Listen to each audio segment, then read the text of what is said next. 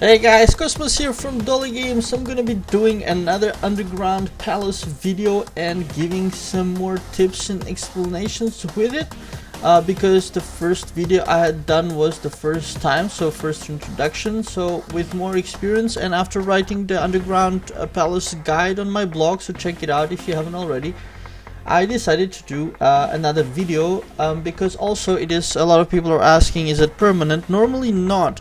They did announce that it'll finish October 26th, and probably if it does finish indeed, then they will relaunch it at a later time. So the most useful stuff in the Underground Palace is getting these underground chests, and something more important than this is getting the underground mount shards, because then you can synthesize the Underground Palace mount. But that is very difficult, because getting those shards and these map shards is very difficult, and you have to get lucky.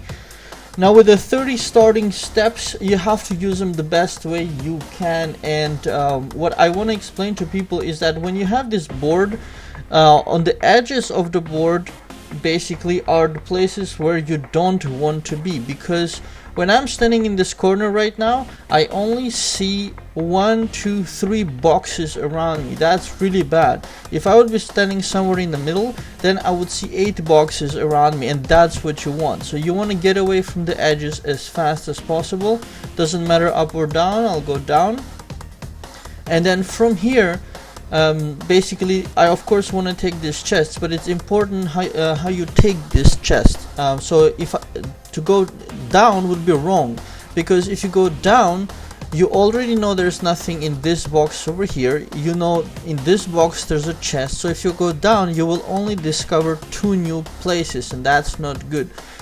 So you want to go right to get away from the edge. So I'm gonna do that, and that opens another chest. So now basically I will take both, because treasures are very good, although sometimes inside is no good. So there, as you see, by the way, if you don't know already, moving where you've already been is for free, so that's very important. I use that a lot. So another tip for free players, basically you will get only this adventure chest with 100 points at the best. So what does that mean? That means, like you see now, I discovered this encounter.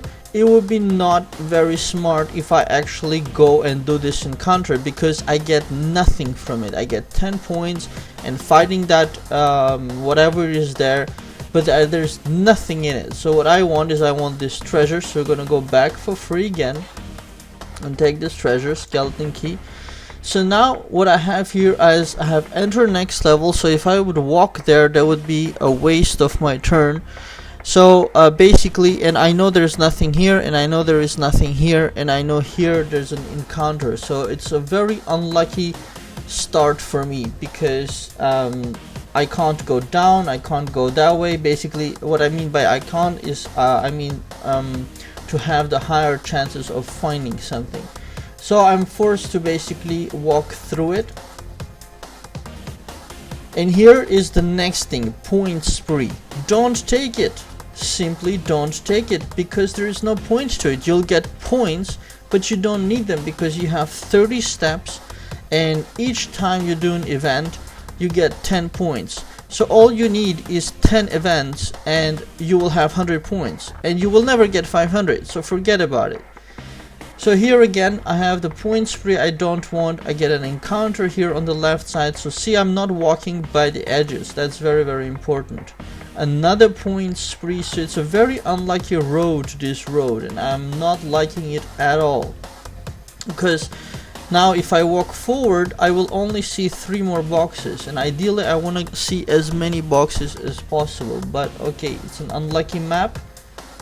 Another one, black market, that I wouldn't be taking, and death. Okay, so I use my 1 life to revive, and this is for me basically a dead end road. It's a very unfortunate one. Perhaps I should record another video with it. So what I did is, because I don't want any of those rewards, and I don't want to waste more turns trying to get out of those events. So I'm gonna take the top road. Vitality, that's good. Worst case, it gives you your step back, so that's pretty good. And the 10 points, of course. Now, the only time when you might urgently need to take points is sometime like now, because I have now 40 points. I'm still far away from my 100-point chest, and I died once. So if I die one more time, then I wouldn't get this 100-point chest. So in this situation, I have a choice to make: to run back for free and get those point sprees just for the sake of getting points. I could also take an encounter for the points just to ensure that I have 100, but I'm just gonna take the risk for now because that would be boring. I'm just gonna take the risk for now and continue. Oh. And darn it, that just didn't work out. So that's a good lesson.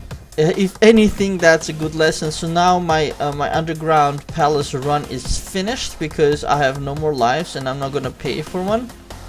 So this is a really good lesson. So I'm actually gonna keep this video and upload it, and not gonna you know, delete it, because it showed you exactly the I did give you a couple of very useful tips, and it did show you how what can happen if you take risks, which I just did. The correct thing would have been there to go back and take those 1 and 2 point sprees, which was over here and over here, and that if that wasn't enough, also the encounter, and that would have ensured that I have 100 points to pick up the adventure treasure chest. And at least after that I would have continued and died, but at least I would have taken the chest, which would have given me another skill chest. The rest of the stuff I don't really care about, but for free players especially, a free skill for sylphs, even though it's a random one, but it could be the one you need, is very, very important. So I think overall this was a very useful video to have. I'm glad it worked out the way it did. It's not good for my character, of course, but it's excellent value for teaching people or making like a second guide. And if you want to see the first guide, just go over and check it out, my first underground palace video, and maybe I'll make more, depends. So that's it, you guys. I hope you enjoyed the tips in here, and the idea about, you know, taking risks unnecessarily like I just did. And well, that's it. Please click on like and subscribe below the video, and share with your friends. That always helps when you guys pass on the message on Facebook, Twitter, Google Plus, or whatever you are using. All the links of my stuff is in the description below the video, so if you want to check those out and see what good stuff is there, just do that. So that's it, you guys. Thanks for watching and have a very nice day.